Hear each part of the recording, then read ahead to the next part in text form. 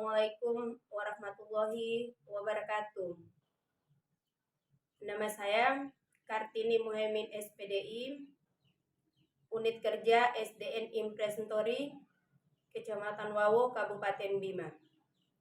Saya akan menguraikan studi kasus 4 di perpustakaan sekolah.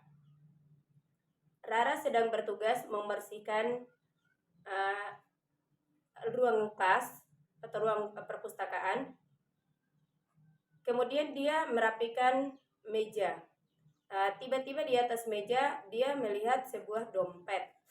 Nah, di dalam pemikiran si Rara bahwa dompet yang dia temukan itu adalah sebuah rezeki nomblok, rezeki yang dikasih sama Tuhan dikala dia sangat membutuhkannya juga. Akhirnya dia memasukkan dompet tersebut ke dalam tas. Beberapa saat kemudian terdengar pengumuman dari Bu Siti,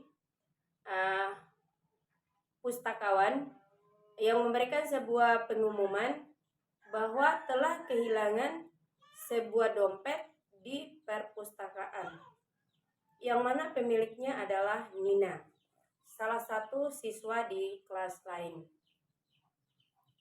Di saat yang bersamaan juga tadi, Rara bersama temannya Tari masuk ke ruang perpustakaan, yang mana Tari melihat bahwa yang mengambil dompet itu adalah Rara. Kemudian Tari memiliki sebuah dilema antara kejujuran dan persahabatan, yang mana Rara ini adalah sahabat baiknya dia yang selalu membantu menyelesaikan tugasnya dan selalu membagikan bekal dan selalu berbagi bekal setiap hari. Akhirnya Tari ini dia berpikir gimana supaya tidak menyinggung perasaannya si Rara, karena di dalamnya akan mempertaruhkan sebuah persahabatan mereka. Langkah-langkah yang diambil oleh Tari untuk menyelesaikan masalah tersebut, yang pertama, nilai-nilai yang bertentangan. Nilai yang dihadapi oleh Tari yang bertentangan itu adalah nilai kejujuran, pertemanan, sekaligus keadilan yang harus ditegakkan dan budaya jujur di lingkungan sekolah tersebut. Langkah kedua yang dilakukan oleh Tari adalah siapa saja yang terlibat atau tokoh-tokoh di dalam kasus tersebut. Yang pertama ada yang namanya Rara yang mengambil dompet. Yang kedua ada Tari yang melihat Rara mengambil dompet tersebut. Yang ketiga ada Nina, pemilik dompet. Dan keempat Bu Siti, pustakawan di perpustakaan tersebut. Setelah melihat langkah kedua, terus Tari mengambil langkah yang ketiga lagi. Fakta-fakta atau bukti yang dilihat oleh si Tari, yang pertama Rara yang mengambil dompet. Yang kedua Tari yang melihat dompet itu diambil oleh Rara. Kemudian yang ketiga Nina pemilik dompetnya. Keempat, kejadian tersebut tidak ada yang melihatnya. Terus yang kelima, Rara dan Tari ini adalah sahabat dekat. Selanjutnya, langkah keempat yang dilakukan oleh Tari, pertama uji legal. Mengambil barang yang bukan haknya itu adalah merupakan sebuah perbuatan yang melanggar hukum. Yang kedua, uji regulasi. Tindakan tersebut tidak sesuai dengan aturan dan norma yang berlaku di dalam lingkungan sekolah tersebut atau bertentangan dengan kejujuran dan keadilan. Uji ketiga ada uji publik. Apabila kejadian tersebut dipublikasikan di media sosial, maka Tari dan Rara ini tidak memiliki integritas. Kemudian yang keempat, uji publik, uji panutan. Teladan yang baik, kalau dia menemukan sebuah barang temuan, dia pasti akan mengembalikan kepada pemiliknya. Selanjutnya, langkah kelima yang dilakukan oleh Tari adalah kebenaran, paradigma kebenaran versus benar. Kebenaran versus kesetiaan. Tari berada di antara kejujuran para pemilik dompet itu, yaitu adalah Nina, dan kesetiaan terhadap sebuah persahabatan, yaitu Rara.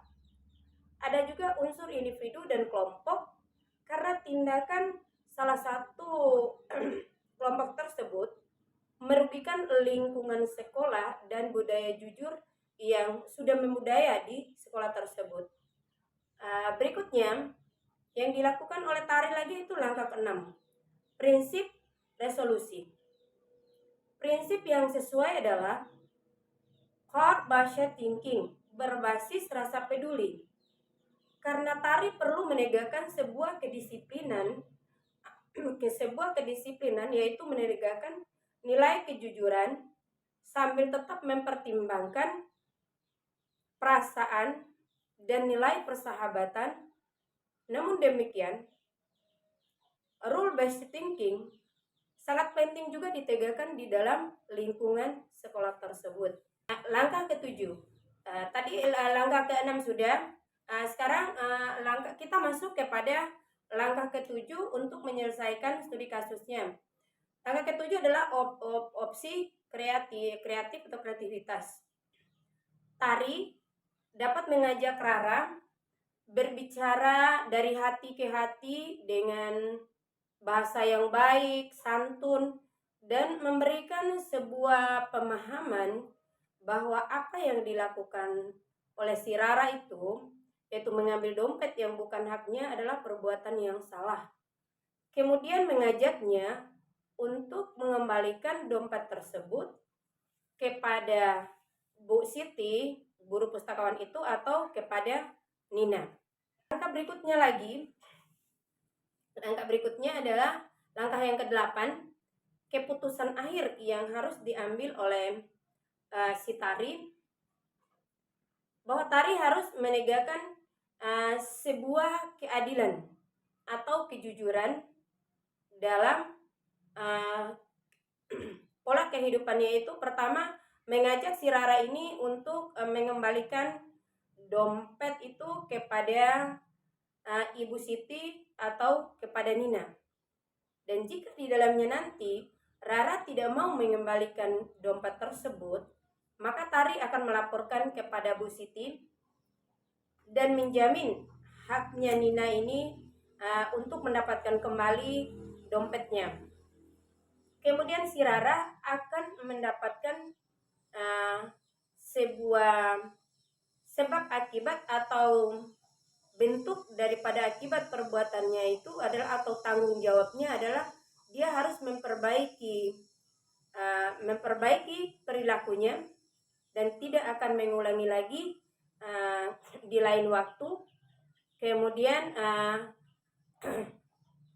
tidak mempengaruhi atau merusak sebuah persahabatan atau nilai-nilai persahabatan dan pertemanan mereka, sehingga akhirnya Rara tidak dipermalukan.